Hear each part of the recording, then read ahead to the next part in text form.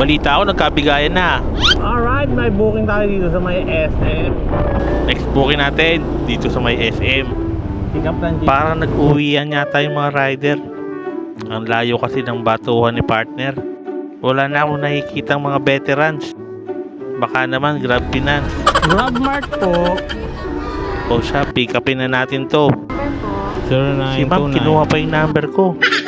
Deliver na natin si ma'am. Deliver na natin to. Baka deliver pa ng iba. Lapit lang nito. Parang lugi pa yata ako. Sana pasukan ulit ako ng bago. Pagdating ko, nag-aantay na siya. 525. Very good na naman. Ngayon nag-booking ulit ako. Sa SM ulit ang pick up ko. Kaya nagmadali akong puntahan. Balikan natin si ma'am. Yun lang, nakabreak na daw si ma'am. Ang dami pala nito. Cancel ko na lang kaya to.